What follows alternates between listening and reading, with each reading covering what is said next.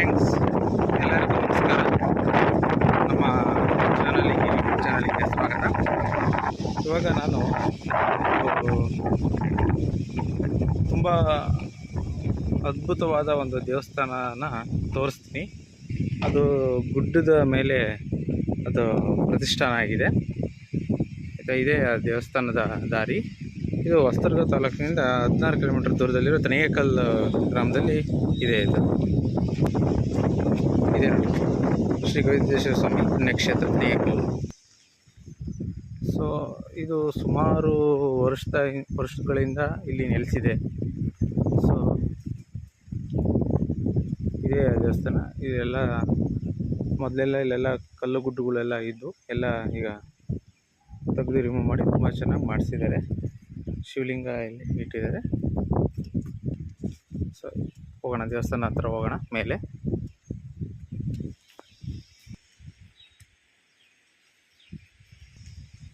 Friends, ಇಲ್ಲೆಲ್ಲ ಕರಡಿ, ಚಿರತೆ ಇಲ್ಲೆಲ್ಲ ಬಂದು ವಾಸವಾಗಿರ್ತವೆ. ಹಾಗಾಗಿ ಇದೊಂದು ಸ್ವಲ್ಪ ಸಂಜೆ ಟೈಮ್ ಬರಬಾರ್ದು. ಮೇಲಾಗಿ ಮತ್ತು ಬೆಳಗ್ಗೆ 6 ಗಂಟೆ 6:30 ಕೂಡ ಬರಬಾರ್ದು. ಯಾಕೆಂದರೆ ಇಲ್ಲೆಲ್ಲ ಕರಡಿ ಮರಿಗಳು ಇರ್ತವೆ. ಸುಮಾರು ಸಲ ಎಷ್ಟೋ ಜನಕ್ಕೆ ಸಿಕ್ಕಿದ್ದಾವೆ. ಹಾಗಾಗಿ ಇದಕ್ಕೆ ಈ ಪುಣ್ಯಕ್ಷೇತ್ರಕ್ಕೆ ಬರೋ ಅಂಥ ಉತ್ತಮ ಸಮಯ 9 ರಿಂದ 4 ಗಂಟೆ. ನೋಡಿ, ಇಲ್ಲೆಲ್ಲ ಸ್ವಲ್ಪ ಹಳೆಯ ಆವಾಗಿನ ಕಾಲದಿಂದ ಮಾಡಿಸಿರೋದು. ಇಲ್ಲೆಲ್ಲ ಏನಿದೆಯಲ್ಲ, ಇಲ್ಲೆಲ್ಲ ಕರಡಿಗಳು ಇರೋಂಥ ಜಾಗ ನೋಡಿ. ಇದು ಒಂದೇ ಒಂದು ಇದ್ರ ವಿಶೇಷತೆ ಏನಪ್ಪ ಅಂತಂದರೆ, ಒಂದೇ ದೊಡ್ಡ ಬಂಡೆಯಲ್ಲೇ ಉದ್ಭವ ಆಗಿರೋದು. ಇದಕ್ಕೆ ಯಾವುದೇ ಸಪೋರ್ಟ್ ಇಲ್ಲ. ಈ ಬಂಡೆಗೇ ಸೊ ಜಸ್ಟ್ ಗೋಡೆ ಕಟ್ಕೊಂಡಿರೋದು. ಇದು ನೋಡಿ, ನೋಡ್ತಾ ಇದ್ರಲ್ಲ ಬಂಡೆ. ಈ ಒಂದೇ ಬಂಡೆ ಒಳಗೆ ದೇವಸ್ಥಾನ ಶ್ರೀ ಗವಿಸಿದ್ದೇಶ್ವರ ಸ್ವಾಮಿ ಉದ್ಭವ ಆಗಿದ್ದಾರೆ.